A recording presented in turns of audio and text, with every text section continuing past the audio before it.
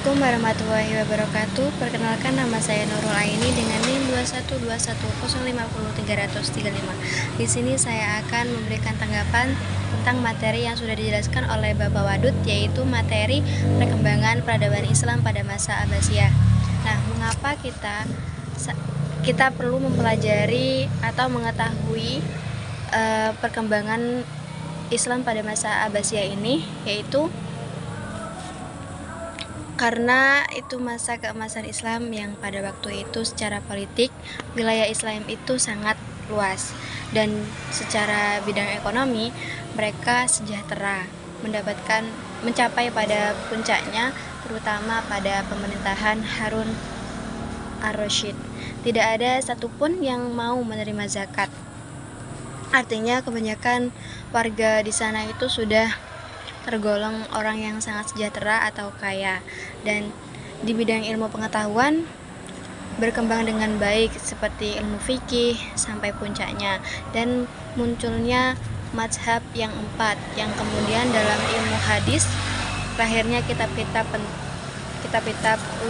utubul hadis, ilmu tasawuf, dan tidak kalah penting yaitu ilmu sains dan ilmu filsafat yang berkembang dengan baik. Pada perkembangan peradaban Islam pada masa Abbasiyah, yaitu ada beberapa subbab atau materi yang perlu kita pahami, yaitu yang pertama, berdirinya pemerintahan Abbasiyah. Nah, pemerintahan Abbasiyah ini didirikan oleh Abdullah Asyafah Muhammad bin Ali bin Abdullah bin Al-Abbas yang dilahirkan pada tahun 104 Hijriah dan meninggal pada tahun 136 Hijriah. Nah, mengapa pemerintahan Abbasiyah ini berdiri, yang merupakan berdiri setelah pemerintahan Umayyah? Karena Bani Abbasiyah ini lebih berhak untuk memimpin umat Islam dibandingkan Muawiyah, karena secara garis keturunan dia sampai pada Bani Hashim, secara nasab lebih dekat dengan Nabi Muhammad. Nah, Nabi Muhammad ini merupakan seorang nabi yang kemudian mendapatkan wahyu dari Allah dan kemudian melahirkan ajaran Islam yang memerintahkan umat Islam. Maka keluar Abbasiyah.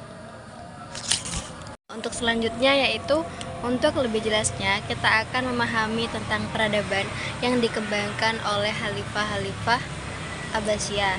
Yang pertama yaitu Abul Abbas Asyafah pada tahun 132 sampai 136 Hijriah. Nah, yang pertama yaitu Abul Abbas Asyafah merupakan khalifah yang pertama.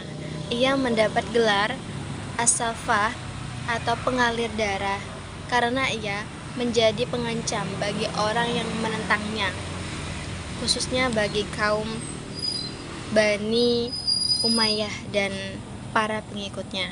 Nah, yang kedua yaitu Kufah. Kufah merupakan pusat pergerakan Bani Abbasiyah, dan selanjutnya ia meninggal.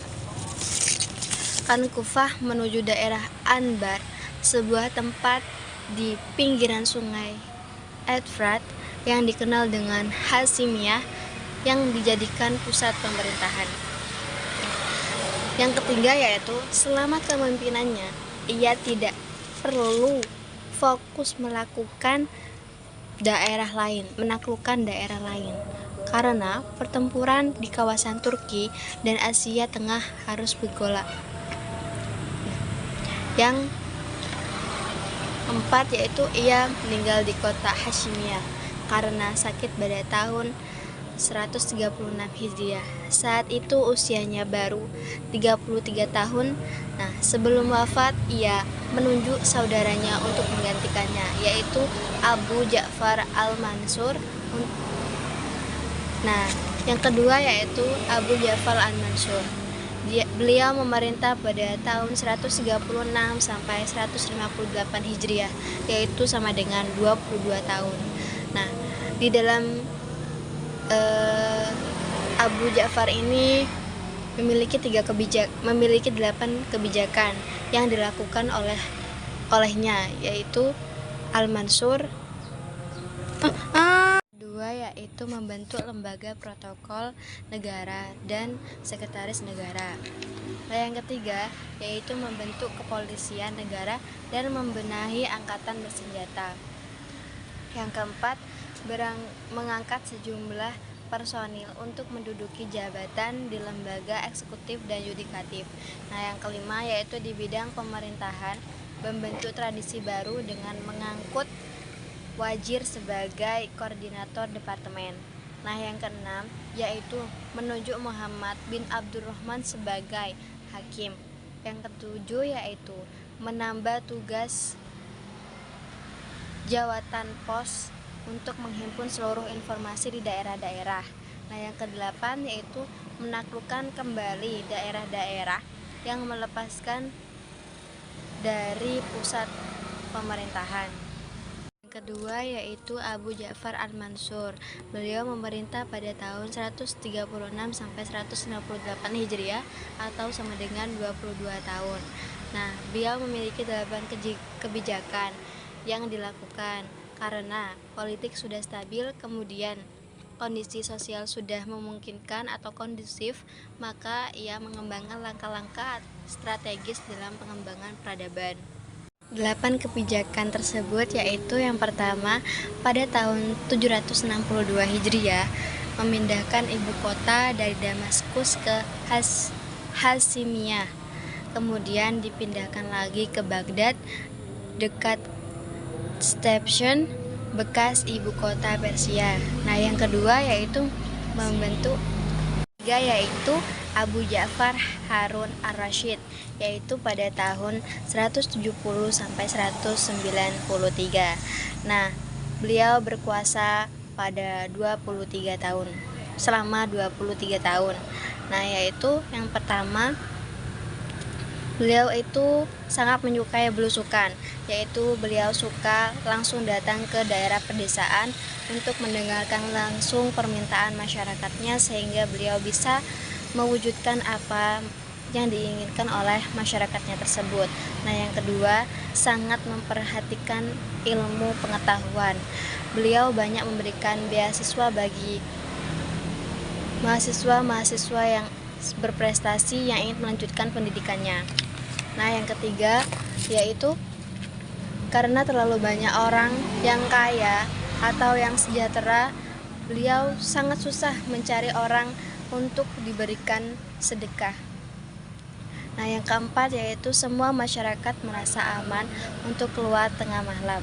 Yang kelima, sangat mempentingkan sarana prasarana, yaitu seperti pembangunan jalan atau transportasi kendaraan dan sebagainya.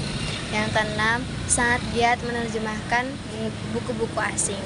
Yang ketujuh, nah, pada masa pertahanannya, kesejahteraan sosial, kesehatan, ilmu pengetahuan pada masa keemasan. Pada saat inilah negara Islam mendapatkan dirinya sebagai negara terkuat dan tak tertandingi.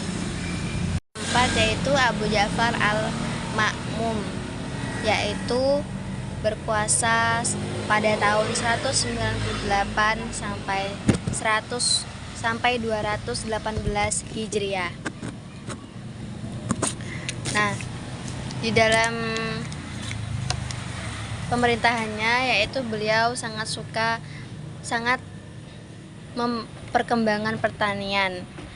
Nah, yang kedua, kafilah-kafilah datang ramai. Nah, yang ketiga, lintas dagang dengan Tiongkok melalui dataran tinggi Pamir atau Silk Road. Nah, yang keempat, beliau menyediakan dorongan kuat kepada pengetahuan, ilmu kedokteran, matematika, dan filsafat. Nah, untuk yang kelima, yaitu beliau sangat suka menerjemahkan buku-buku Plato dan Aristoteles.